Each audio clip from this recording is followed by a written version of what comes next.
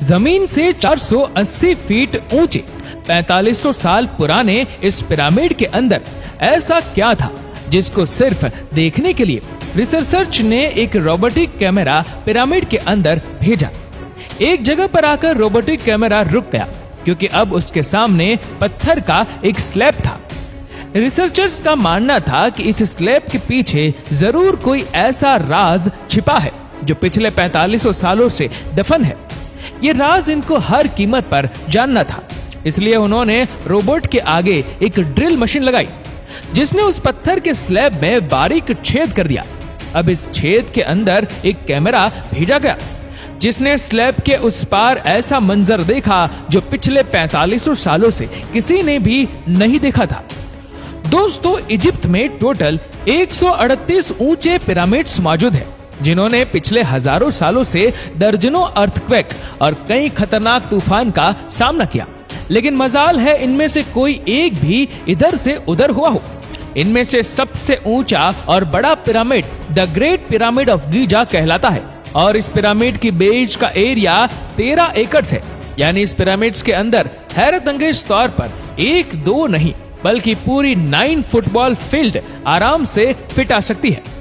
एक एस्टिमेट के हिसाब से इस पिरामिड में टोटल 23 लाख बड़े बड़े पत्थरों का इस्तेमाल हुआ, जिनमें से कई पत्थरों का वजन 50 टन भी था। अगर इसके टोटल वजन का अंदाजा लगाया जाए तो इस पैरामीटर का वजन 60 लाख टन है, जो 12 बुर्ज खलीफा के वजन के बराबर बनता है। लेकिन इतने ऊंचे और आलीशान पिरामिड बनाने का आखिर मकसद क्या था? हजारों साल पहले जब इंसान के पास कोई टूल्स भी मौजूद नहीं थे, तब इन पिरामिड की दीवारों को कैसे इंच बाय इंच लेवल किया गया, कैसे 50 टन वजनी पत्थरों को स्क्वायर शेप में काटकर बगैर क्रेन के ही 480 फीट ऊंचाई तक पहुंचाया गया। और इनको बनाने में ऐसे कौन से इंजीनियर्स का हाथ था जिन्होंने इन पिरामिड्स को अर्थक्वेक प्रूफ के साथ साथ इनकी तमाम साइड को एग्जैक्टली 51.5 डिग्री के एंगल पर सेट किया। ये सब आप जान सकेंगे आज की इस वीडियो में, तो आइए शुरू करते हैं। Challenge number 1। कई सदियों से मुख्तलिफ रिसर्च टीम इस पिरामिड्स कंस्ट्रक्शन टेक्निक जानने के लिए सिर पकड़कर बैठी थी कि आखिर इस पिरामिड की हर side exactly north, south, east और वेस्ट पर बगैर कंपास के कैसे सेट की गई होगी।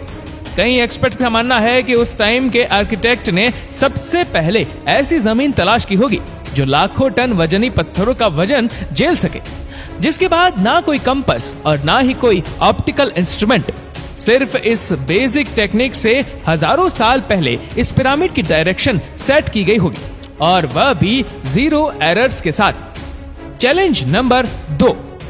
अगला चैलेंज था जमीन को लेवल करने का। जिस 13 एकड़ की जमीन पर इस पिरामिड को बनना था, उसका लेवल थोड़ा सा भी आउट होता तो 23 लाख पत्थरों के इस पहाड़ का खड़ा होना बिल्कुल भी मुमकिन नहीं था। अब इस जमीन को लेवल करने के लिए उस टाइम के इंजीनियर के पास ना ही लेजर लेवलर था और ना ही पवन लेवलर। एक्सपर्ट्स का मानना है कि कंस्ट्रक्शन साइट की चारों साइड पर खड्डा करके उसमें पानी डाला गया होगा और फिर एक साइड के पानी के लेवल से दूसरे साइड के पानी के लेवल को मैच किया गया होगा। जो जमीन का हिस्सा पानी के लेवल से मैच नहीं कर रहा होगा, उसको छेनी और हथौड़ी की मदद से काट कर लेवल किया गया होगा। कई एक्सपर्ट्स का मानना है कि एंशिएंट इजिप्शियंस ने इस सिंपल टूल का भी इस्तेमाल किया होगा, जिसकी दोनों साइड पर लकड़ियां और उसके ठीक सेंटर पर एक रस्सी से पत्थर बंधा हुआ है। अगर पत्थर जमीन से टच हो गया और उसकी रस्सी ठीक सेंटर लाइन पर आ रही होगी, तो इसका मतलब है कि बीच की जमीन परफेक्टली लेवल है। Challenge number 3। अब पिरामिड कंस्ट्रक्शन साइट पर डायरेक्शंस भी सेट थी, मार्किंग भी हो चुकी थी और जमीन का लेवल भी सेट था।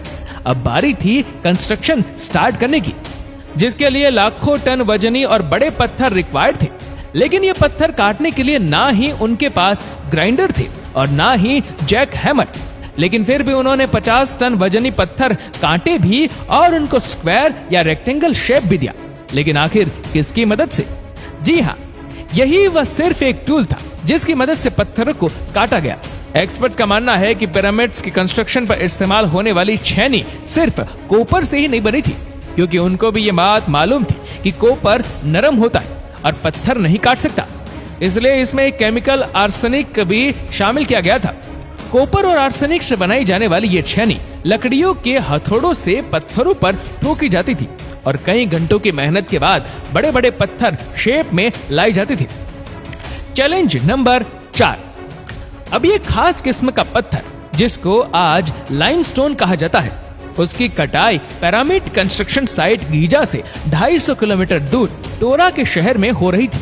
अब मसला था इस पत्थर को गीजा तक ट्रांसपोर्ट करने का। हर एक पत्थर 50 टन यानी 50,000 केजी के बराबर था, जो तकरीबन 3 पैसेंजर बस के वजन के बराबर बनता है। और ऐसे 23 लाख पत्थर सिर्फ एक पिरामिड में इस्तेमाल होते थे। इतना ज्यादा वजन ट्रांसपोर्ट करने के लिए ना ही उस दौर में कोई जानवर काम आ सकता था और ना ही उनके पास ट्रक मौजूद थे।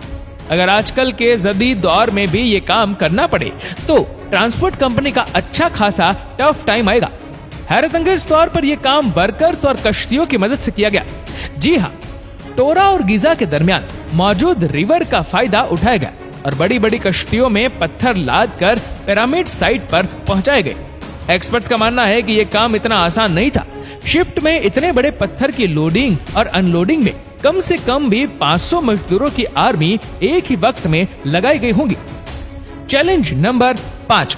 जो एक्सपर्ट की टीम पिरामिड के कंस्ट्रक्शन पर रिसर्च कर रही थी, उनको अब अपने कई सवालों के जवाब मिल चुके थे, लेकिन एक बात उनको हर वक्त सता रही थी कि लाइमस्टोन कट भी गए, ट्रांसपोर्ट भी हो गए और कंस्ट्रक्शन के दौरान एक के ऊपर एक लगना भी शुरू हो गए।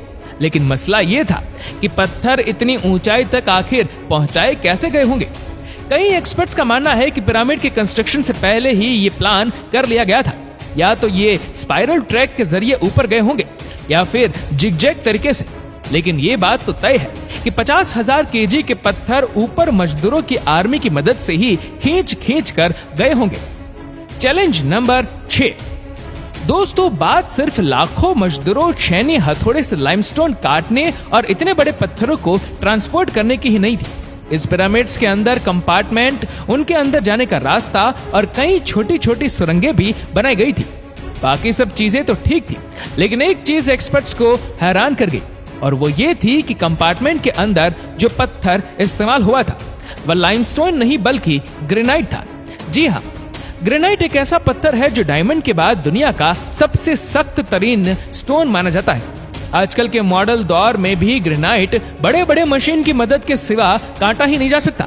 दुनिया भर से कई आर्कियोलॉजिकल एक्सपर्ट्स को पिरामिड का विजिट भी करवाएगा, लेकिन किसी को भी इस बात का सुराग नहीं मिला कि 4500 साल पहले इजिप्शियन ने ग्रेनाइट जैसे ठोस पत्थर को इतनी सफाई से कैसे काटा था। आखिरकार कई सालों के बाद एक्सपर्ट्स ने इस मिस्ट्री को भी सॉल्व कर दिया। इजिप्शियंस ने ग्रेनाइट को इतनी सफाई से एक ऐसे आरे से काटा था जिसके दांत ही नहीं थे। जी हाँ, बगैर दांत वाले इस आरे के दोनों साइडों पर वजन डालकर इसको ग्रेनाइट पर चलाया जाता था और बीच में बजरी डाली जाती थी। एक्सपर्ट्स का मानना है कि इस तरीके से इतने बड़े पत्थर को काटने में 4 महीनों का वक्त लग जाता था।